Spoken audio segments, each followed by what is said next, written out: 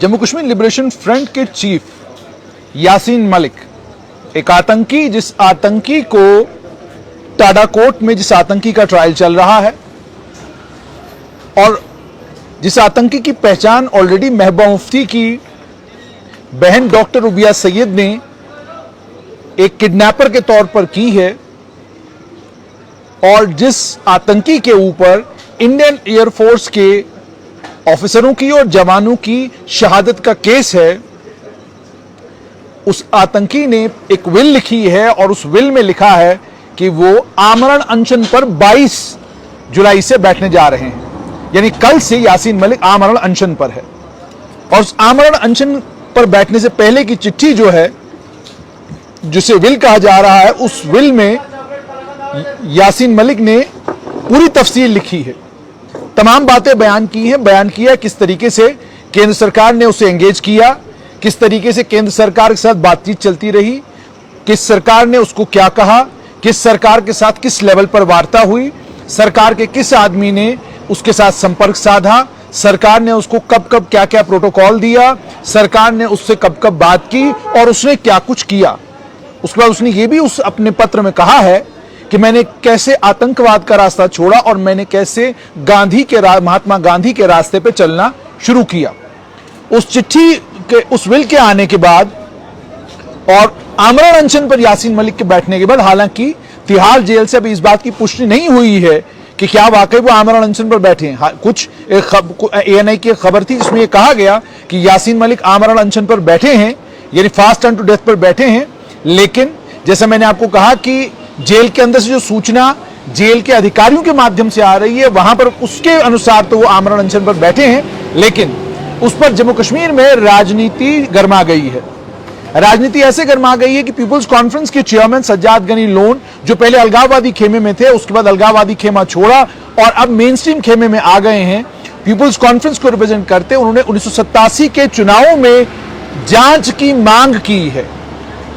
उन्होंने कहा है कि 1987 के चुनावों में जांच होनी चाहिए और क्यों होनी चाहिए उसको लेकर उन्होंने उसके पीछे उन्होंने बात जो दोहराई है वो ये दोहराया है कि यासीन मलिक जो जिसके ऊपर टाडा में कोर्ट में मुकदमा चल रहा है, उसने ये कहा कि उसे टॉर्चर किया गया था, डिटेंशन सेंटर में रखा गया था। जब वो इलेक्शन के उस 1987 में इलेक्शन के काउंटिंग सेंटर से उसको उठाकर लिया गया, उसका टॉर्चर किया गया, उसे डिटेंशन सेंटर में रखा गया, मारपीट हुई उसके साथ। ये सारी बातें उसने अपने पत्र में लिखी हैं।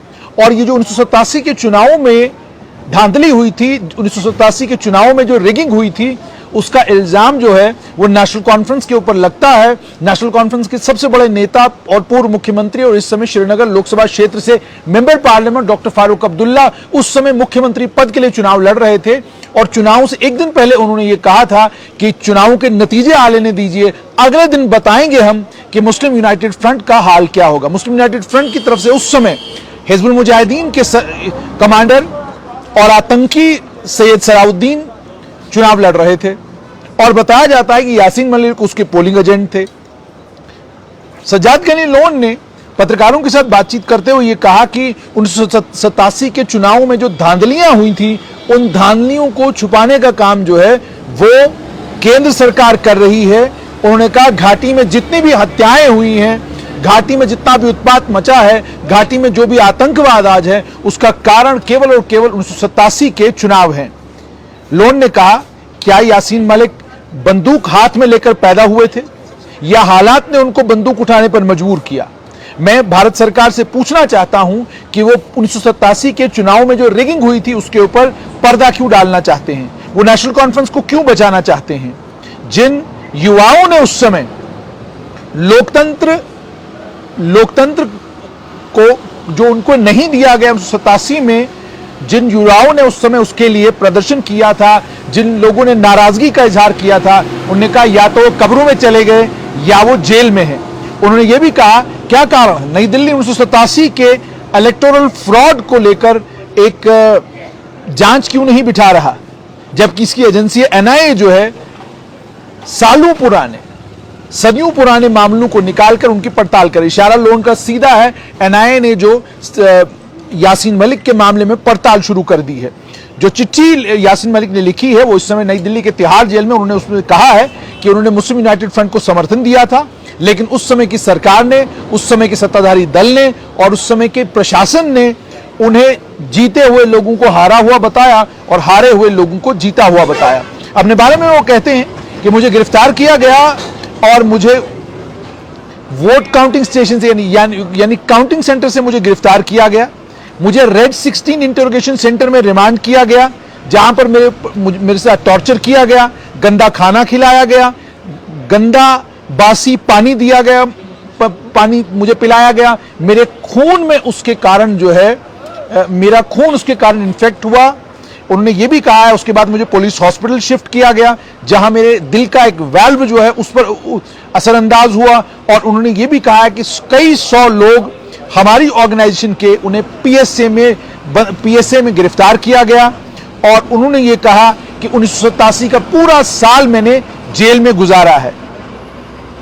यहां पर सज्जाद गनी लोन ने यह कहा है कि मैं यासीन मलिक की सोच के साथ तो सहमति नहीं रखता, लेकिन उसे इंसाफ मिलना चाहिए। उन्होंने पीपल्स डेमोक्रेटिक पार्टी के नेता महबूबा मुफ्ती को लेकर भी यह कहा कि महबूबा मुफ्ती ने जो पहचाना यासीन मलिक को और आइडेंटिफाई किया यासीन मलिक को कि वो उसका किडनैपर है 1999 में, तो उन्होंने कहा कि महबूबा मुफ्ती को रिकंसिलिएशन और डायलॉग की बात करने की जरूरत नहीं है। महबूबा मुफ्ती की बहन डॉक्टर रुबिया सैयद, ठीक है, उन्होंने कहा कि उनको डायलॉग और रिकंसिलिएशन की बात नहीं करनी चाहिए। जैसा कि आप लोग जानते हैं कि यासीन मलिक के मामले में टाडा कोर्ट में सुनवाई चल रही है। एक 22 अगस्त को सुनवाई होनी है और दूसरी 23 अगस्त को सुनवाई होनी है। इंडियन एयरफोर्स के जवानों की शहादत के मामले में यासीन मलिक ने यह कहा था कि वो क्रॉस एग्जामिनेशन करना चाहेंगे उन तमाम गवाहों को जो गवाह उस मामले में पेश हो रहे हैं।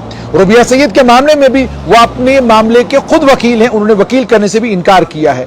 कोर्ट ने दिशा निर्देश दिए हैं कि उन्हें 22 अगस्त को कोर्ट के समक्ष पेश किया जाए ताकि वो इस मामले में गवाहों से सवाल जवाब कर सकें। और कोर्ट ने उनको यह भी कहा है कि अगर वो चाहें तो उन्हें वकील भी दिया जा सकता है, लेकिन यासीन मलिक ने कहा कि उन्हें वकील की जरूरत नहीं है। लेकिन यह पत्र लिखकर यासीन मलिक ने 1987 के चुनावों में जो धांधली और चोरी हुई थी और जिसके नतीजे में बहुत सारे अलगाववादी नेता ये कहते हैं कि घाटी के हालात खराब हुए और जिन लोगों को नेता बनना चाहिए था, जिन लोगों को आने वाले वक्त में सत्ताधारी दल में होना चाहिए था, वो लोग आतंकवादी बने।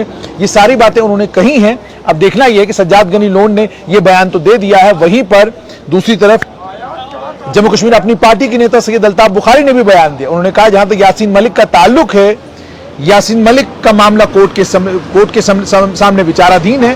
कोर्ट जो फैसला करेगी वो सभी को मानना पड़ेगा। और उन्होंने कहा कि यासीन मलिक को एक फेयर ट्रायल का हक उन्हें भी है। इसी तरीके से अन्य कई और नेताओं ने भी इस पर बात की, लेकिन नेशनल कॉन्फ्रेंस ने इस मामले पर चुप्पी साधी है, क्योंकि सारे हमले जो इस मामले में नेशनल कॉन्फ्रेंस के ऊपर हो रहे हैं। 1987 के चुनाव में कुछ लोग बहुत मशहूर हुए, एक डिप्टी कमिश्नर साहब बहुत बड़े मशहूर हुए और कई एमएलए को तो उसके नाम से जाना जाता था। उन्हें कहा जाता था फलाना मेड एमएलए। फलाना मेड एमएलए इसलिए उनको कहा जाता था क्योंकि कहते थे कि वही डिप्टी कमिश्नर साहब थे जिन्होंने इन्हें एमएलए बनाया। और सिर्फ इतना ही नहीं, उस समय यह भी कहा गया कि जिस समय चुनाव वोटों की गिनती हो रही थी, बटमालू से एक अलगाववादी नेता चुनाव जीत रहा था। उस वक्त तो अलगाववादी नहीं थे, मुस्लिम यूनाइटेड फ्रंट की तरफ से चुनाव लड़ रहे थे, वो जीत गए, लेकिन उन्हें हारा हुआ डिक्लेयर किया गया। और जो नेशनल कॉन्फ्रेंस के नेता चुनाव हार गए थे, उन्हें जीता हुआ डिक्लेयर कर दिया गया। ये सब कुछ जम्मू कश्मीर के इतिहास में हुआ है। अब इतिहास के पन्ने पलटना शुरू हुए हैं और पलटना भी शुरू हुए 2022 में जाकर। इंडियन एयरफोर्स के जवानों की शहादत हो, उस मामले में भी सुनवाई चल रही है। डॉक्टर रुबिया सईद की किडनैपिंग का मामला हो, उस मामले में भी गवाहों का कोर्ट के समक्ष पेश होना शुरू हुआ है।